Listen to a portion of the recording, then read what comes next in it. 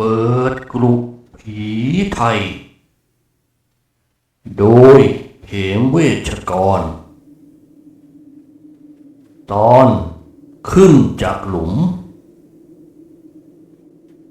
เหตุการณ์ตอนนี้ของนายทองคำเป็นตอนต่อจากเรื่องไปฝังศพ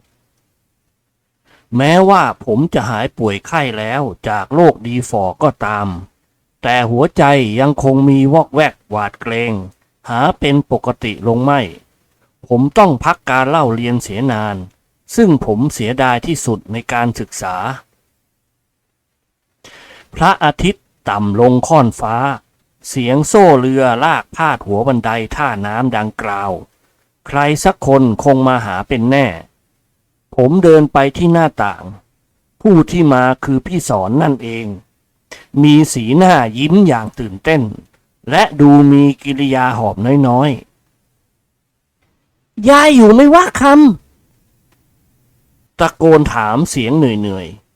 ๆอยู่ทำไมนะพี่สอนมีเรื่องจะมาบอกเว้ย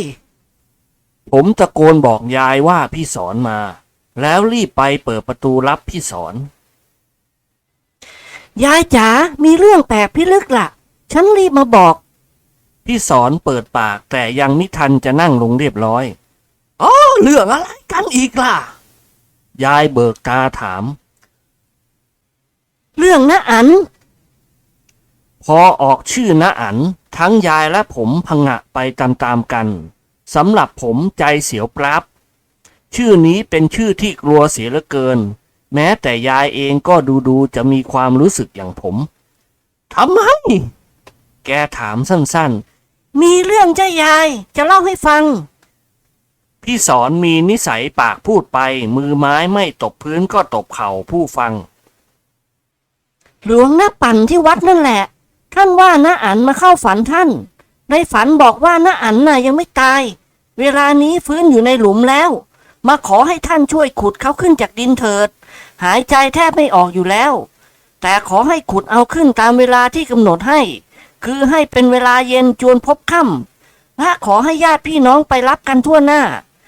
เวลานี้ตาแกรีบบอกวงญาติทุกคนฉันรีบมาบอกยายฟังพี่สอนพูดแล้วมีสีหน้าสงสัยสนเท่จะเชื่อก็ไม่ใช่จะไม่เชื่อก็ไม่เชิงแต่ผมนั้นชักหนาวขึ้นมาอีกจะอย่างไรก็ตามแม้จะรู้ว่าน้าอั๋นจะฟื้นกลับขึ้นมาเป็นคนอีกก็หาเกิดความยินดีไม่เพราะใจมันแน่เสียแล้วว่าน้าอั๋นคือผีอย่างแน่นแฟ้นเมื่อตอนรู้ว่าตายก็กลัวขันรู้ว่าจะฟื้นก็กลัวอีกจะเป็นไปได้อย่างไรคนตายแล้วลงหลุมไปแล้วตั้งหลายวันจะกลับฟื้นถึงฟื้นขึ้นมาได้ผมก็ไม่กล้าจะพบหน้าแกได้ยายนั้นนั่งนิ่งอึ้งพี่สอนก็กล่าวสนับสนุนข่าวอยู่ไม่ขาดปากอ้างว่าเรื่องอย่างนี้เคยมีอยู่บ่อยๆตามข่าวตายแล้วฟื้นมีถมเถไปตายไปตั้ง7 วันฟื้นขึ้นมายังเล่าว่าได้พบกับญาติที่ตายไปแล้วที่เมืองผีจริงจ้ะยายเขาว่ากันว่าคนที่ฟื้นกลับมาเล่าว่าเมื่อตอนไปมีพวกยมบาลมาจับตัวไปคันถึงนายใหญ่มีการตรวจบัญชีกันก็ว่าคนนี้ยังไม่ถึงที่ตายแต่ลูกสมุนจับตัวไปผิดหัวหน้ายมบาลจึงส่งตัวผู้นั้นกลับมาและยังมีชีวิตอยู่จนเดี๋ยวนี้ก็มีหลายคนคุณปั่นแกจะฝันไปเองกำมังวะยายแย้งอย่างไม่หนักแน่นจะจริงหรือไม่จริงฉันไม่รู้แต่พระท่านว่าท่านฝันอย่างนั้นทั้งน้าอั๋นก็ยังวอนให้ขุดขึ้นถ้าไม่ขุดตามขอก็จะเข้าฝันรบกวนล่ำไปพี่สอนพูดตาลุกตาชันว้ากูสงสัยจริงว่ะยายร้องอย่างไม่แน่ใจกูกลัวจะเป็นไอ้เหลวกับไอ้เปล่าเสียละนะฉันก็ไม่รู้สิพี่สอนพูดเบาลงเขาให้ฉันมาตามฉันก็มาแล้วตาเองเขาจะให้ข้าไปเมื่อไหร่ยายถามก็ไปพร้อมกันนี่แหละฉันมารับเลยเป็นเวลาบ่ายแล้วเราจึงตกลงไปตามคำเรียกร้องที่ให้พร้อมวงญาติจะขุดผีขึ้นมาอีกให้เหม็นเล่นผมไม่สมัครใจก็ต้องทนไปอีกอย่างคราวก่อนเพราะมีเรื่องบังคับว่าต้องไป คือว่าอย่างหนึ่งห่างยายไม่ได้อย่างสองไม่สมัครใจอยู่บ้านคนเดียวโดยไม่มีใครอยู่ด้วยมันฝืนใจไปแต่คิดไว้ว่าเวลาเขาขุดหลุมจะแอบบังหลังคนอยู่ห่างๆจะไม่ยอมดูรูปร่างน้าอั๋นที่ใครๆก็เรียกว่าผีแล้วครั้นมาพร้อมวงญาติกันแล้วที่หน้าบ้านน้าอั๋นพอเย็นมากๆจึงต่างพากันตรงไปวัดพอถึงหน้าวัดผมใจหายยังติดตาที่เคยถูกผีหลอกตรงหน้าวัดนั่นหากว่าเวลานี้ยังเป็นเวลาเย็นที่ยังมีแสงแดดจึงค่อยยังชั่วหากเป็นเวลาพลบค่ำหรือกลางคืนก็ท่าจะหวั่นไหวอีกแต่ใจเชื่อว่าตรงนั้นคงมีปีศาจสิงอยู่เป็นแน่ขณะนี้ยังไม่ถึงเวลาที่ผู้เข้าฝันจะให้ขุดพวกญาติจึงไปรวมกันที่กุฏิหลวงน้าปั่นทางหลวงน้าก็เตรียมจอบเสียมไว้พร้อมทั้งโคมไฟพวกญาติคุยกันเป็นกลุ่มๆบางคนมีสีหน้ายินดีที่ญาติจะกลับฟื้นแต่บางคนมีสีหน้าหนักใจอยู่บ้างการสนทนาจึงต้องแยกกันเป็นกลุ่มๆบางกลุ่มออกความเห็นว่าผีจะหลอกให้ขุดละมากกว่าตายมาแล้วได้7 วันพอดีถ้าฟื้นจริงจะหายใจได้ทางใดเล่าที่ใต้ดินทำดีไปเถอะเดี๋ยวพอขุดขึ้นมาพ่อโดดกอดคอใครเข้าจะว่าอย่างไรผมฟังแล้วออกหนาวติดหมัดขึ้นมาเลยไม่มีความสบายใจตลอดเวลาหวาดหวามอยู่เรื่อยตะวันยิ่งค่อยต่ำลงหัวใจยิ่งจะมืดลงไปด้วยระฆังวัดย่ำค่ำครางเยือกสุนัขเห่าหอนตามระเบียบของมันที่ชายวัดด้านโน้นเป็นเขตป่าช้ามีไม้ใหญ่ยืนต้นอยู่ละกะอากาศแถวนั้นจึงมืดครึ้มน่ากลัวเวลานี้พวกญาติพร้อมใจกันจะไปขุดศพแต่ดูยังกับสภาพจะไปฝังระฆังวัดดังระงมดังส่งวิญญาณเวลาย่ำค่ำพวกผู้ใหญ่เคยพูดว่าเป็นเวลาที่ผีจะออกจากที่เก็บและหลุมฝังคิดแล้วทำให้ใจกระวนกระวายยิ่งนักลงมือกันหรือยังหลวงพี่เสียงใครร้องถามแล้วก็มีเสียงแซงถามกันขึ้นอีกแต่เป็นเสียงเต็มใจบ้างไม่เต็มใจบ้างบางเสียงว่าขุดกลับเสียทีนอนหลับอยู่หลายวันมาแล้วหน้าตาจะเป็นยังไงบ้างป่านนี้เสียงครั้งหลังนี่ไม่เป็นมงคลหูเลยรู้สึกเกลียดผู้พูดจริงๆบางคนทำท่าอยากจะไปขุดนักอยากจะยุ่งกับของเหม็นของน่ากลัวดูกล้าหาญอย่างคนบ้าแท้ๆอยากรู้นักว่าถ้าเปิดฝาโลงขึ้นแล้วใครนะจะเป็นคนชะโงกหน้าดูในโลงว่าศพนี้จะฟื้นจริงหรือไม่ครู่นั้นเองหลวงน้าปั่นก็เดินนำหน้าพวกญาติมุ่งตรงเข้าเขตป่าช้าเราเดินกันเป็นแถวสายยาวที่หลุมดินยังพูนอยู่มากเพราะเป็นศพใหม่ป้ายชื่อปักไว้เด่นแสงสว่างยังพอมีอยู่บ้างยังไม่ถึงกับต้องจุดไฟหลวงน้าปั่นบอกให้ลงมือขุดได้พวกที่ใจกล้าแข็งก็ฉวยจอบเสียมลงมือกันทันทีเป็นเวลาชั่วครู่เสียงคนขุดร้องว่าถึงแล้วผมบังหลังยายและญาติฝ่ายหญิงอยู่ห่างๆใจคอเต้นระส่ำระสายเจ้ากลิ่นศพอื่นที่ฝังตื้นๆทรงกลิ่นฉุยๆทำให้เกิดความกลัวขึ้นทันทีเสียงผู้ทำการขุดโต้เถียงกันเองว่าควรขุดด้านโน้นก่อนด้านนี้ก่อนจะได้ยกโลงขึ้นสะดวกชั้นแรกผมไม่ตั้งใจจะอยากดูแต่ก็อดชะเง้อไม่ได้เอามือยันไม้หลักอันหนึ่งเพื่อยันตัวให้สูงด้วยใจเต้นรัวอยากรู้ว่าโลงจะขึ้นพ้นดินแล้วหรือยังมาสะดุ้งตัวเอาตอนที่นึกเฉลียวใจว่าตัวเองกำลังเอามือเท้ายันไม้อะไรอยู่มันเป็นไม้ปักชื่อของผู้อยู่ใต้ดินรีบหดมือแล้วโดดห่างด้วยความขยงใจไม่ช้านั้นเองโลงได้พ้นหลุมขึ้นมาจนเป็นที่เรียบร้อยตอนนี้พวกที่มุงดูชักถอยห่างออกบ้างผมแอบดูตามช่องลักแร้เขาเห็นไม่มีใครกล้าเปิดโลงยืนมองหน้าเกี่ยงกันในทีใครจะเปิดล่ะหลวงน้าปั่นถามดังๆแต่ไม่มีใครรับปากเลยสักคนลงท้ายหลวงน้าปั่นกับพระอีก2 รูปจึงช่วยกันงัดฝาโลงเสียงตะปูถอนดังแกรกเสียงกระทุ้งดังตึงตัง มันยิ่งเร่งเร้าหัวใจนักมันเป็นเสียงของการจะได้ผจญกับท่าทางของผู้นอนในนั้นเสียงดังแกรกใหญ่แล้วเสียงฝาโลงถูกหงายลงดินดังคลักแสดงว่าฝาโลงเปิดออกหมดแล้วเสียงคนเงียบดังถูกบังคับไม่มีใครพูดอะไรกันเลยแม้แต่จะออกความเห็นกลิ่นเหม็นเน่าของศพได้พุ่งขึ้นมาพร้อมกับกลิ่นน้ำอบไทยอย่างผะอืดผะอมทุกคนอึดใจผมอัดใจแทบขาดใจตายทำไมเหม็นล่ะหลวงพี่ครับถ้าจะเหลวเสียแล้วเสียงใครในจำนวนญาติร้องถามขึ้นมานั่นนะสิหลวงน้าปั่นตอบอย่างลังเลหรือจะเหม็นเพราะอับไม่เป็นการเสียแล้วล่ะพวกเราตาแก่คนหนึ่งพูดล้อให้เล่าขุดเล่นกันมั้งธรรมเนียมคนฟื้นก็ไม่เน่าเลยพวกทั้งหมดมองหน้ากันพูดไม่ออกผมกอดเอวพี่สอนและยายแน่นความกลัวได้เพิ่มขีดขึ้นสูงอีตอนกลิ่นกระจายอากาศมืดลงตะเกียงแสงสว่างก็ไม่ค่อยสว่างนักต้นไม้ยืนต้นทะมึนจักจั่นเลไลไม่ร้องระงมตามที่น่าจะร้องในดงไม้ใหญ่จึงเพิ่มความเงียบวังเวงขึ้นลมพัดมาบ้างพอทำให้ใบไม้เคลื่อนตัวเกิดเสียงการเคลื่อนไหวคล้ายสิ่งอื่นเคลื่อนตัวในความมืดทำให้หัวใจไม่เป็นปกติเลยผมมีหัวใจเล่าร้อนอยู่ว่าทำไมไม่กลับฝังเสียอีกเล่าเปิดโลงไว้เหม็นจะตายเกิดทุ่มเถียงกันระเบงเซ็งแซ่ไป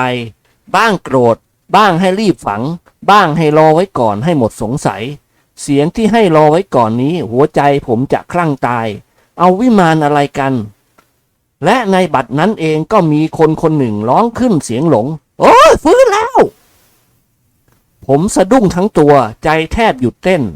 ทุกคนก็คงเหมือนผมและรู้สึกว่าเกิดโอลวนกันยกใหญ่ที่อยากเห็นอยากรู้ก็ฮึดกันเข้าไปฝ่ายหญิงมีสีหน้าซีดตื้นตันใจใจผมไม่อยู่กับตัวเสียงคนเฮและพูดกันเอาสับไม่ได้ผมชะเง้อคอลอดตามช่องว่างทอดตาไปที่ปากโลงคอยอยู่จะรู้ว่าร่างที่ห่อผ้าขาวเน่าเปื่อยนั้นจะฟื้นขึ้นมาได้อย่างไรกลิ่นเหม็นออกคลุ้งแสดงว่าเน่าเฟะเหตุไรจะฟื้นได้ครั้นจะแทรกคนเข้าไปดูก็ไม่กล้าเอาพวกเราอุ้มเอาแต่ตัวไปเอาโลงทิ้งไว้วัดหลวงน้าปั่นร้องสั่งผมใจเต้นรัว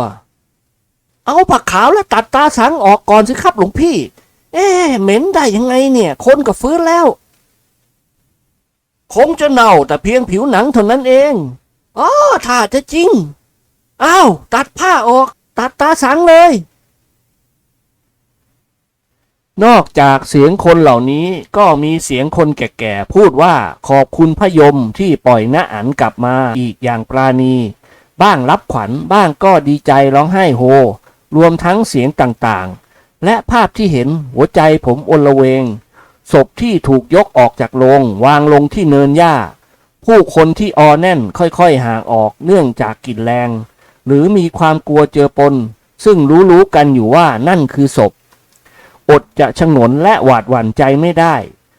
ทุกๆคนคงกำลังใจเต้นเพราะอีกประเดี๋ยวร่างกายที่เน่าเปื่อยนั้นจะลุกขึ้นมาได้ผมได้มีโอกาสเห็นศพได้ถนัดด้วยว่าคนที่มุงใกล้ถอยห่างออกไปร่างนั้นอยู่ในถุงขาวห่อหุ้มตาสังมัดแน่นน้ำเหลืองเลือดหนองเลอะเทอะใคร2-3คนที่ผมไม่รู้จัก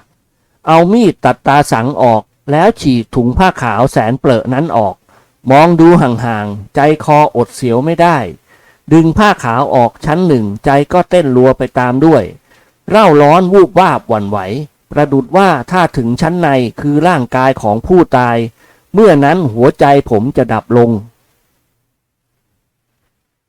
ในครู่นั้นเองผ้าห่อชั้นในหลุดออกร่างกายเน่าเฟะนอนอยู่อย่างคนตายธรรมดาไม่มีทีท่าจะฟื้นคืนชีวิตได้เลยมีเสียงถกเถียงของพวกญาติอีกพักหนึ่งกลิ่นเหม็นก็อบอวนแทบจะทนไม่ได้กลืนไม่เข้าคายไม่ออกพุ่งเข้าไปในลำคออึดใจไว้นานก็จะขาดใจครั้นจะระบายหายใจกลิ่นที่เข้าทางจมูกจะพ่นออกทางคอรู้สึกคอขม ท่านพวกนี้จะขุดผีขึ้นมาทำไมกันหนอเพียงแต่ฝันก็เชื่อกันได้ขุดขึ้นมาแล้วก็เห็นอยู่แก่ตาศพก็เป็นศพอย่างนั้นแต่เมื่อสักครู่ใครตะโกนว่าศพกระดิกตัวได้ถึงกับแก้ห่อออกแล้วมานอนเฟะอยู่อย่างนี้คุณพระช่วยผมผงะถอยหลังและร้องออกมาด้วยความตกใจศพกระดิกแขนได้จริงๆคนที่ล้อมดูนิ่งงันอยู่กับเอะอะกันเซ็งแซ่ผมกลัวถึงกับขาสั่นแสงไฟส่องพอแลเห็นถนัดศพกระดิกแขนทั้งสองข้างแล้วกรอกหน้าช้าๆกิริยาดังหุ่นยนต์ที่ชักด้วยใยความตกใจกลัวมิใช่จะเป็นแต่ผมคนเดียวผู้ใหญ่บางคนถอยออกผู้หญิงร้องกรี๊ดและแล้วต้องตัวชาแข็งเย็นวาบถึงสันหลังเพราะเหล่าสุนัขพากันหอนต้อนรับการกระดิกตัวของศพทั้งพระและคฤหัสถ์ที่ยืนดูอย่างงงๆตาแก่สับเปลือคร่ำเคอะสองคนก้าวล้ำเข้าไปตรงเข้ายกศพหัวท้ายวางลงบนฝาโลงที่งัดออกแล้วร้องชวนเพื่อนกันอีกหลายคนให้ช่วยหามไปศาลาเกิดเงียบอีกครั้งหนึ่งเพราะไม่มีใครเต็มใจจะคลุกกับน้ำเหลืองที่เหม็นจนเวียนหัวแต่ก็มีคนแก่ๆอีก2-3 คนที่พอจะคุ้นเคยกับศพเน่าเหม็นโดดเข้าช่วยหามขึ้นศาลาพวกทั้งหมดก็เฮตามกันไปทั้งหมดแต่ไม่มีใครสมัครเดินหลังเพราะเป็นความรู้ที่แน่ชัดทุกคนว่าข้างหลังคือป่าช้าที่เต็มไปด้วยศพนับไม่ถ้วนส่วนผมเลือกอยู่กลางขบวนเพราะจะล้ำหน้าไปก็จะใกล้ศพน้าอั๋นที่หามไปคืนนั้นทั้งคืนพวกพระเกือบทั้งวัดพร้อมด้วยฆราวาสอยู่ยามตามไฟกันที่ศาลาพระรูปใดมีวิธีที่จะแก้ไขศพให้ฟื้นเร็วก็แก้ไขไปตามเรื่องเช่นเอากระดาษฟางมามากๆซับน้ำเหลืองเอาน้ำอบมาพรมดับกลิ่นหายาหอมชูกำลังมากรอกผู้ที่ฟื้นให้มีกำลังแล้วมีการสวดต่ออายุกันเลยคนแก่พร่ำรับมิ่งชิงขวัญขอให้อายุยืนจนกว่าจะแก่เท่า7 วันผ่านหลังไปแผลตามตัวของผู้ฟื้นจึงค่อยหายลงบ้างเกือบจัดว่าเป็นคนธรรมดานั่งลุกได้นานๆอาหารก็เริ่มรับประทานได้บ้างพวกญาติจึงรับกลับบ้านและคิดกันไว้ว่าจะฉลองขวัญให้สาสมกับที่คืนร่างเป็นมนุษย์อีกดังเกิดใหม่และบ้านที่กลับมาอยู่ก็เป็นบ้านที่เขาตายนั่นเองยายกับผมจะต้องอยู่จนเขาฉลองกันเรียบร้อยจะเพราะอะไรก็แล้วแต่ใจผมยังระแวงแม้จะทราบว่าน้าอั๋นฟื้นคืนชีพเป็นคนเรานี่แล้วแต่มันก็ยังแว่วๆอยู่ว่าแกคือศพที่ตายแล้ว7 วันขุดขึ้นมาก็เน่าเฟะหากจะรักษาหายก็คงไม่ไว้ใจอยู่นั่นเองตั้งแต่ฟื้นขึ้นมาและมาอยู่บ้านยังไม่เคยสบตากันเลยในตาแกบัดนี้เป็นในตาอีกคู่หนึ่งซึ่งผิดไปจากแววตาน้าอั๋นแต่เก่าก่อนมีแววลึกและคมเฉือนหัวใจนักบางคราวคล้ายจะมองใครๆโดยกิริยาแอบมีเล่ห์กระเท่ผมสังเกตเสมอและนึกเห็นว่าในตานั้นเป็นตาของผู้มีจิตคิดประทุษร้ายโดยแท้และที่สงสัยใจทำให้เกิดขยาดกลัวก็เพราะน้าอั๋นเคยรักผมดีแต่บัดนี้ไม่มีกิริยาหรือแววตาว่าจะรักผมเหมือนที่เขาเคยรักแต่เก่าก่อนยิ่งกว่านั้นทำไม่รู้จักผมคล้ายๆจะจำผมไม่ได้หรือว่ายังไม่หมดความเจ็บไข้ประสาทจะไม่คงเดิมฟั่นเฟือนจำใครและเรื่องราวอะไรไม่ได้แววตานั้นจึงไม่เป็นแววตาเดิมและข้อสังเกตที่น่าสงสัยอีกข้อคือไอ้แว่นสุนัขเลี้ยงเก่าแก่มันไม่ยอมเข้าใกล้น้าอั๋นทั้งที่มันเคยรักน้าอั๋นมากถ้าหน้ามันกับน้าอั๋นตรงกันเข้าเมื่อใดมันจะฮื้อเบาๆและถอยหลังสำนักของน้าอั๋นพวกญาติได้จัดให้อยู่เรือนหลังหนึ่งไม่มีฝาเลยดูคล้ายโรงโขนครั้นจะให้อยู่รวมกับพวกญาติตัวคนเจ็บไม่ยอมจะอยู่ร่วมขออยู่สันโดษ หากว่าจะมีบ้านอีกสักหลังซึ่งไม่ติดต่อกับใครเขาคงจะขออยู่หลังนั้นแต่หากจนใจเพราะเรือนทุกหลังมีคนอยู่เต็มหมดจะยึดเป็นสิทธิ์แต่ผู้เดียวได้ก็แต่เรือนแบบโลงโขนฝาไม่มีนั่นเองผมเคยถูกใช้ให้นำอาหารไปให้น้าอั๋นโดยผู้เดียวตัวต่อตัวครั้งหนึ่งเกิดอึกอักถึงกับบอกปฏิเสธอย่างแข็งแรงไม่ยอมเด็ดขาดที่จะใกล้ไกลน้าอั๋นนับแต่แกนั่งนอนเรือนโลงโขนมาก็หลายวันผมไม่เคยเข้าไปใกล้เลยมองแต่เพียงห่างๆคืนนั้นเกือบค่อนรุ่งห้องนอนของผมอยู่ทางด้านหนึ่งห่างเรือนโล่งนั้นเล็กน้อยถ้าโผล่หน้าต่างก็เห็นภาพมนุษย์ครึ่งคนครึ่งผีได้ถนัดชัดเจนเมื่อผมปวดปัสสาวะลุกจากมุ้งโงนเงนอดที่จะมองจากช่องหน้าต่างออกไปไม่ได้เพราะผมอยู่ในแง้มมืดอาจมองทางนู้นได้ข้างเดียวที่น้าอั๋นนอนนั้นเขาจุดตะเกียงตามไฟไว้สว่างตลอดรุ่งจึงมองเห็นร่างของแกได้ถนัดแปลกใจที่แกไม่ยักนอนแกนั่งอยู่บนที่นอนเงียบๆมุ้งตลบขึ้นไม่เอาลงแสดงว่ายังไม่ได้นอนเลยแต่ผู้คนในบ้านนอนกันเงียบนับว่าในยามนั้นและบ้านนั้นมีมนุษย์ที่ยังไม่หลับคือผมกับน้าอั๋นเท่านั้น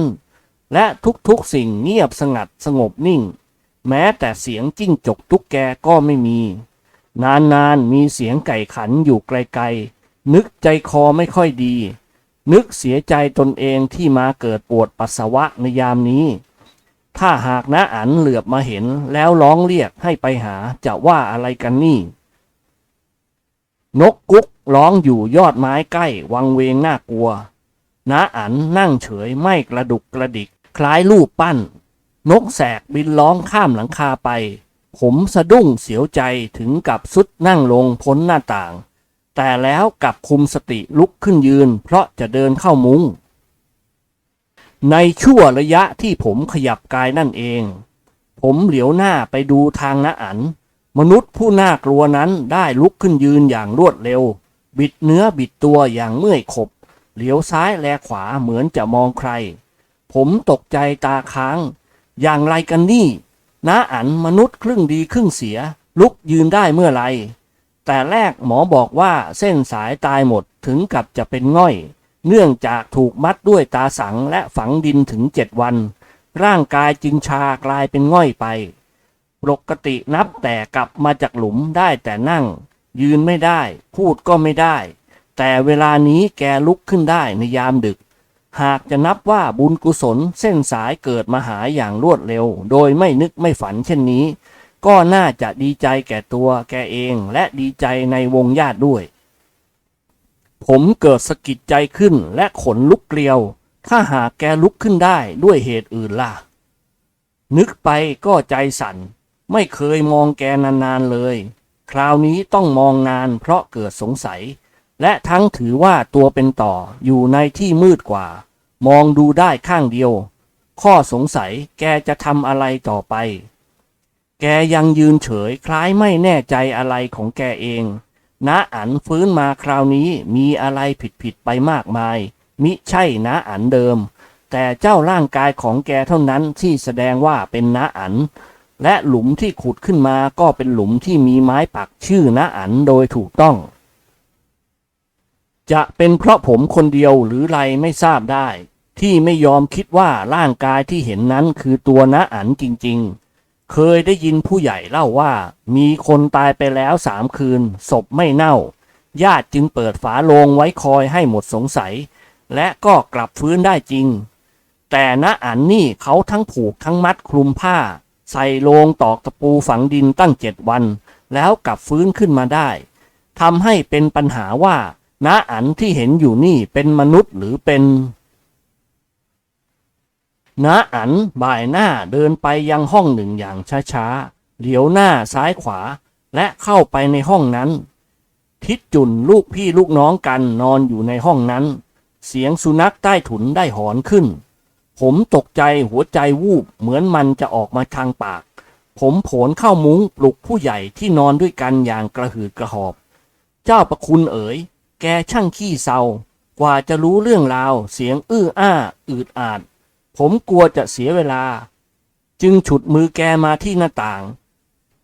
และชี้ให้แกดูไปยังที่นอนน้าอั๋นเอ๊ะอะไรกันนี่น้าอั๋นคงนอนอยู่กับที่ดังเดิมเมื่อกี้แกลุกไปห้องโน้นทำไมกลับมาเร็วนักอะไรกันผู้ใหญ่นั้นกระซิบถามผมดวงตาแกก็จับดูไปทางน้าอั๋นอย่างสงสัยผู้ใหญ่คนนั้นคือทิดก๋อยนั่นเองเมื่อกี้แกลุกเดินไปห้องทิดจุนผมบอกแกเสียงสั่นๆและลังเลใจเป็นกำลังบ้าจะลุกได้ยังไงคนเป็นง่อยทิดก๋อยดุและบ่ายหน้าจะเข้ามุ้งท่อฉันเห็นจริงนะก๋อยเดินไปได้จริงๆมึงตาฝาดไปนะสิผมหมดทางพูดไม่มีอะไรจะพูดได้อีกนอกจากอึดอัดนึกงงงันชั่วเวลามาปลุกทิดก๋อย2-3อึดใจน้าอั๋นกลับมานอนเสียแล้วผมเลยกลายเป็นคนตาฝาดให้ตายเถอะเห็นกับตาจริงๆคลานเข้ามุ้งตามทิดก๋อยตั้งใจจะนอนต่อไปแต่ไม่หลับใจมันคลุ่นคิดถึงภาพที่เห็นเมื่อกี้หูคอยแว่วฟังเสียงอยู่ตลอดเวลาสักครู่ทิดก๋อยก็กรนต่อไปตกลงในบ้านเวลานั้นมีคนที่ไม่หลับเพียง2 คนคือผมกับน้าอั๋นตอนรุ่งเช้าไม่มีใครรู้เรื่องราวอะไรในยามดึกนั้นเลยทุกคนต่างคนต่างมุ่งหน้าประกอบกิจของตนไปผมนั้นเป็นคนคอยจับตาดูกิริยามนุษย์ครึ่งผีและคอยดูความผิดแผกของทิดจุนอยากรู้ว่าทิดจุนจะเป็นอะไรบ้างให้ตายสิทิดจุนเป็นไข้ขึ้นตอนสายและเป็นอย่างอาการหนักตาแดงก่ำดังสายเลือดพูดไม่เป็นภาษาตอนนี้เองทิดก๋อยหันมามองดูผมและชักจะเชื่อเหตุการณ์ตอนดึกที่ผมเล่าให้ฟังขึ้นบ้างและตกตอนบ่ายนั้นเองทิดจุนได้ตายลงโดยหมอปะทะไม่อยู่มีการฝังกันอีกแต่ผมไม่เอาแล้วเข็ดจนตายไม่ไปกับเขาคงอยู่บ้านกับคนอีกหลายคนการโกลาหลได้เกิดขึ้นอีกอย่างหนักอีก2-3 วันคนบ้านติดกันได้ตายไปอีกผู้หญิง2ผู้ชาย3ยายผมขลาดต่อการไข้กว่าใครๆแกรีบพาผมข้ามคลองไปอาศัยบ้านพักพวกเยื้องกันเล็กน้อยพอตะโกนกันถึงครั้นจะกลับบ้านเสียเลยก็น่าเกลียดด้วยเป็นยามกลียุคอีกหลายคนในบ้านเริ่มระแวงและเพ่งเล็งถึงมนุษย์ครึ่งผีครึ่งคนขึ้นบ้างแล้วแต่ทิดก๋อยนั้นเชื่อแน่เลยแอบกระซิบกับผมว่าหะแรกกูไม่เชื่อมึงว่ะทุกคนต่างตีห่างไม่กล้าจะมีใครเข้ากล้ำกลายน้าอั๋นมีแต่ตาซึ่งเป็นพ่อของน้าอั๋นเท่านั้นคงเข้าใกล้ชิดตามเคยพอรุ่งขึ้นคนไข้อีก5 คนหญิง2ชาย3ที่เจ็บอยู่ก็ตายลงเกิดการตายในละแวกบ้านใกล้เคียงน้าอั๋นจึงร้อนถึงกำนันผู้ใหญ่บ้านบังคับคนที่ยังไม่เจ็บให้ย้ายหนีไปโดยเร็วพวกคนแก่กระซิบด่าแช่งชักหักกระดูกมนุษย์ครึ่งผีอย่างกระซิบกระซาบต่อมาการตายของย่านนั้นก็เพิ่มขึ้นอีกจึงต่างย้ายหนีกันไปหมดปล่อยทิ้งมนุษย์ครึ่งผีแต่ผู้เดียวนอนแซวเกิดการทุ่มเถียงกันขึ้นในหมู่วงญาติอย่างขนาดหนักที่พวกย้ายหนีการตายจะเอาน้าอั๋นไปด้วยไม่มีใครยอมรับรองกระทั่งผู้หนีก็ไม่ยอมจะเอาไปด้วยลุงเลยจนปัญญาต้องหนีไปแต่ตัวการอพยพได้เป็นไปอย่างบ้านแตกสาแหลกขาดละล้าละลังห่วงหน้าห่วงหลังญาติบางคนปรงอนิจจังน้าอั๋น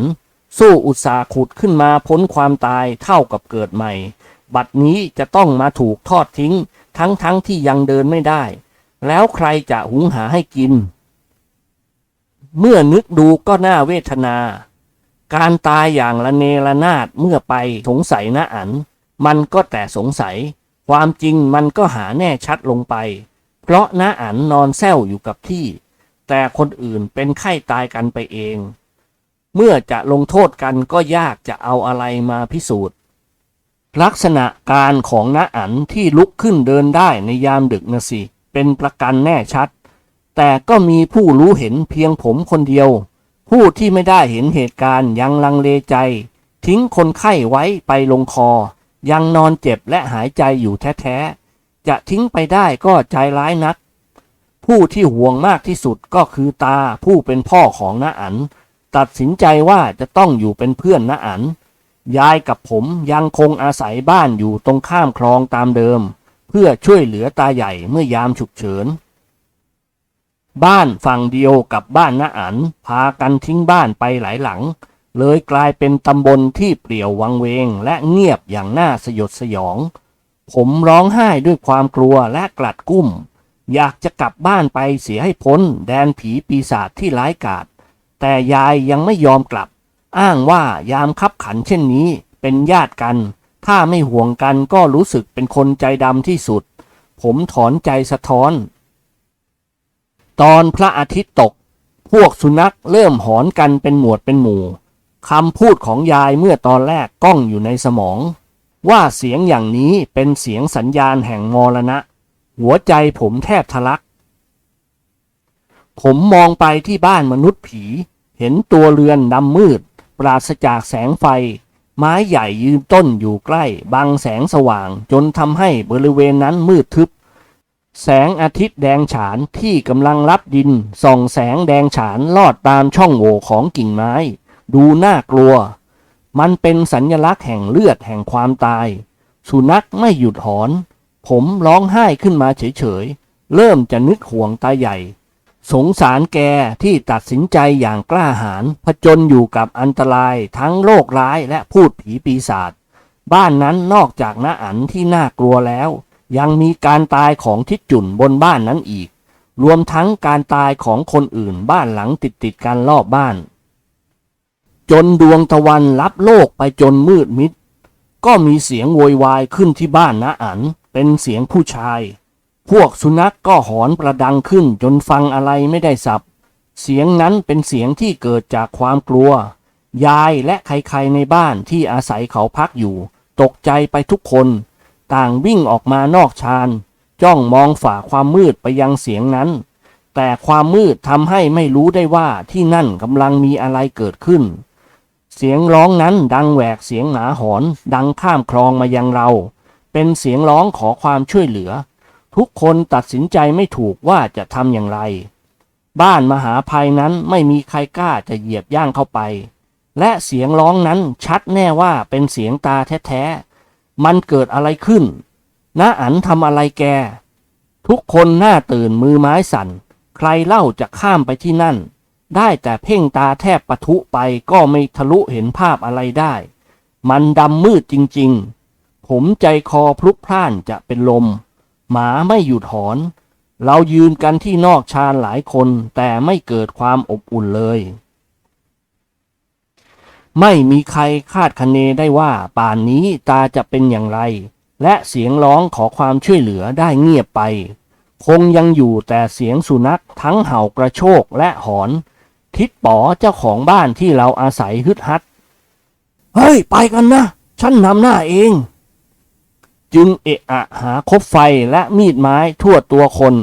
บ้างทำเสียงขึงขังปลุกใจตนเองให้กล้าแข็งเพื่อจะข้ามไปบ้านมรณะกระนั้นเสียงที่ทำขึงขังก็ยังมีสั่นแสยงเจือปน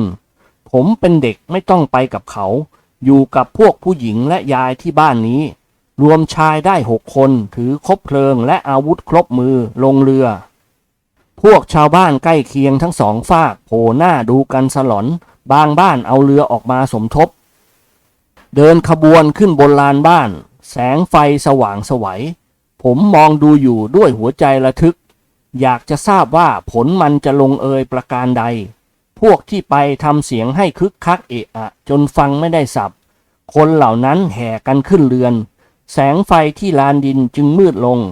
ผมรอฟังผลอยู่เกือบชั่วโมงพวกนั้นก็ลงเรือกลับพวกเราที่บ้านพยายามเพ่งตาดูว่าตาแกกลับมาด้วยหรือเปล่าแต่ก็มองไม่ถนัดเพราะคนหลายคนบังกันหมดพอเรือเทียบฝั่งพวกเราก็เฮลงไปถามกันทิดไก่ตายเสียแล้ว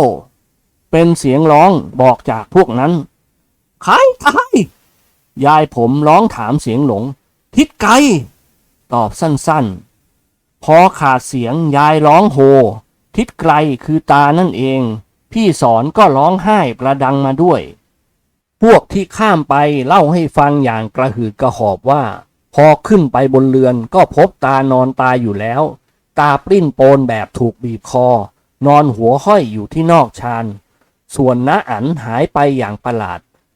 บัดนี้แน่ใจกันแล้วว่าน้าอั๋นนั่นคือผีและเป็นผีใครอื่นที่เข้าสิงในร่างกายน้าอั๋นมาความผิดคือพวกเราไปขุดเอาผีมาขึ้นบ้านความลังเลสงสัยในน้าอั๋นแดงขึ้นแล้วทุกคนอกสั่นขวัญหายหน้าไม่มีสีเลือดในครู่หนึ่งชาวบ้านใกล้เคียงลงเรือข้ามมาอาศัยบ้านเรากระซิบกระซาบกันเป็นกลุ่มๆที่ใครมีเครื่องรางดีแข็งใจกับฝั่งเดิมมีใครคนหนึ่งเสียงครั่นๆด้วยฤทธิ์เหล้ากูจะตามไอ้อั๋นกูจะสับให้แหลกสาบมันลงนรกอย่าผุดเกิดมันฆ่าพ่อมันไอสัตว์นรกมาเกิด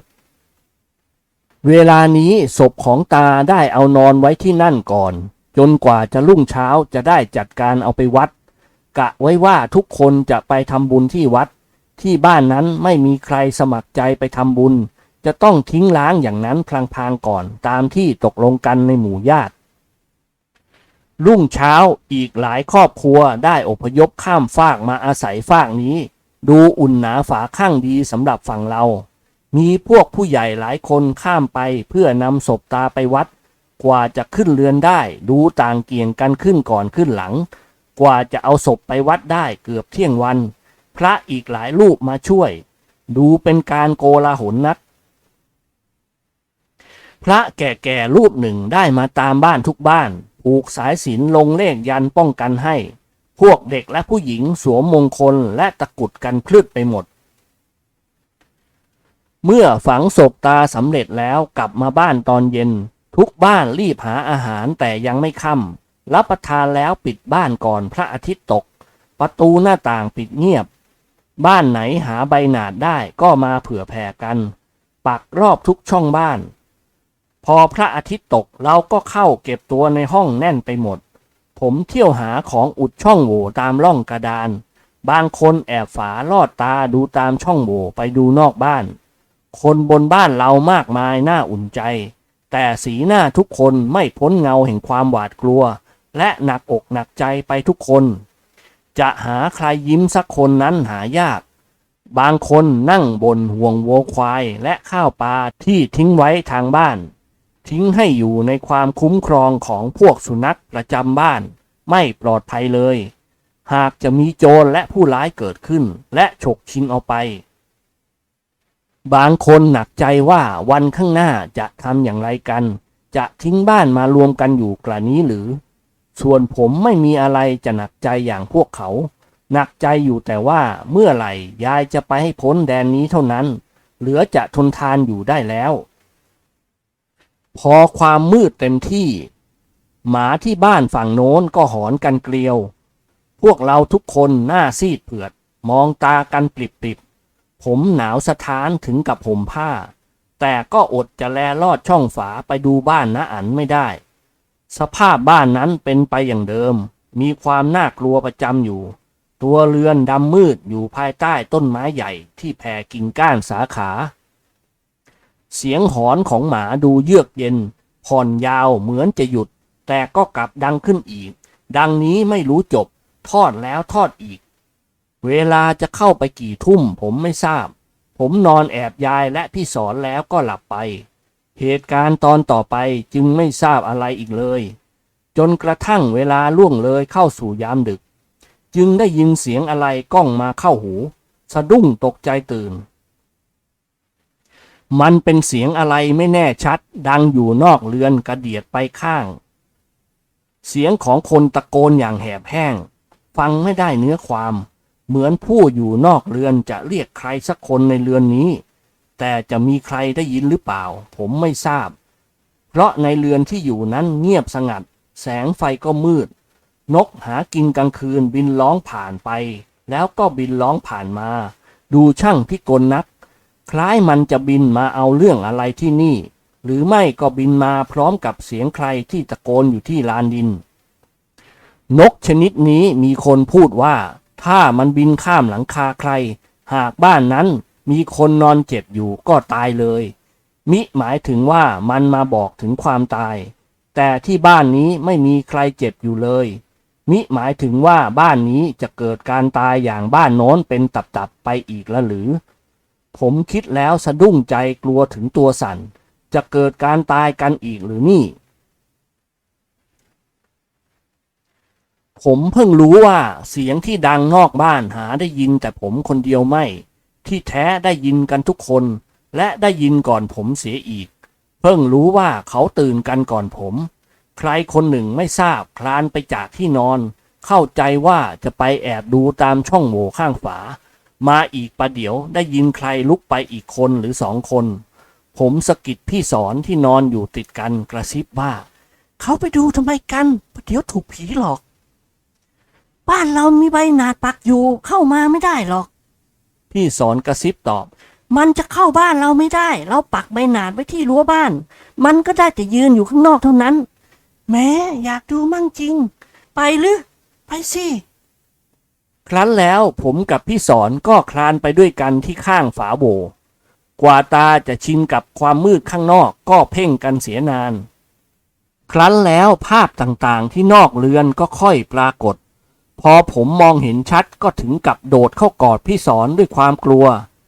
ที่ริมตลิ่งชายคลองตรงหัวสะพานน้ำมีภาพของเจ้าของเสียงยืนอยู่ที่นั่นหัวใจผมเกือบไม่กล้าแข็งจะทนดูอยู่ได้ไม่คิดเลยว่าเสียงที่ตะโกนอย่างแหบแห้งที่นอกบ้านนั้นจะเป็นเสียงพวกนี้เองเรือมาดลำใหญ่เห็นลัวๆมีฝีพายหลายคนทุกคนมองดูแทบไม่ได้ร่างกายตายซากบ้างขึ้นอืดบ้างผมใจสั่นลิกๆกลางลำมีคนห่มผ้าคลุมตลอดตัวยืนนิ่งตั้งหน้าตรงขึ้นมาบนเรือนพวกฝีพายทุกร่างนั่งแข็งทื่อตั้งหน้าตรงไปตามลำคลองเวลานี้เรือนั้นกำลังเทียบท่าคนที่ยืนกลางลำทำท่าจะก้าวขึ้นบกมาผมสั่นไปทั้งตัวแต่ดวงตาคงจับภาพนั้นอยู่นะอันผมหลุดปากร้องออกมาอย่างตกใจพี่สอนก็สะดุ้งรีบอุดปากผมหน้าประหลาดอากาศก็มืดเหตุใดตาผมจึงเห็นพวกนั้นได้ชัดเจนที่ผมตกใจเรียกชื่อนะอันออกไปนั้นรู้ว่าไม่ได้ดังเลยมันเป็นเสียงคลางมากกว่าเพราะลิ้นไก่ผมก็จะแข็งอยู่แล้วปากคอสั่นผมแทบร้องไห้เพราะไม่นึกว่าเสียงเจ้ากรรมของผมที่เรียกไปตะกี้นี้จะโดนบันดาลได้ยินไปถึงหูนะอันได้อย่างไรใครเนี่ยเสียงถามขึ้นมาอย่างแหบแห้งแต่ช่างชัดเข้าหูอย่างพิกลใจผมเหมือนฝันแทบจะร้องตอบออกไปอยู่ลมล่อว่าฉันเองจ้ะนะแต่แล้วกลับยั้งได้รู้สึกว่าแกมีอำนาจบังคับใจผมบัดนั้นเองร่างณอั๋นที่คลุมผ้าลุ่มล่ามก็ก้าวขึ้นท่าน้ำแล้วเดินอย่างช้าๆแข็งๆตรงมาลานดินเฉพาะตรงกับช่องโหว่ที่ผมแอบดู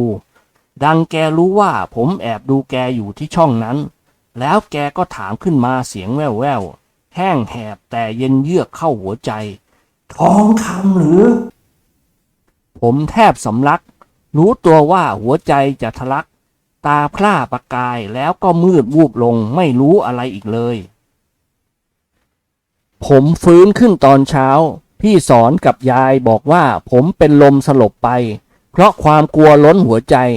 และยายจะพาผมหนีตำบลนั้นกลับบ้านพี่สอนขอหนีไปด้วยไม่กล้าอยู่ปล่อยให้ญาติฝ่ายชายซ่อนๆอยู่แถวละแวกนั้นเพื่อดูแลทรัพย์สินบ้านช่องเพราะการทิ้งบ้านไว้โดยต่างกลัวปีศาจหากพวกโจรและผู้ร้ายที่ไม่กลัวก็จะพากันแห่มาขนไปหมดทั้งวัวควาย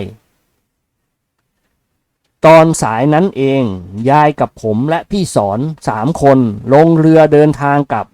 ผมอดจะเหลียวดูบ้านณอั๋นไม่ได้รู้สึกว่ามันช่างมีอำนาจที่สุด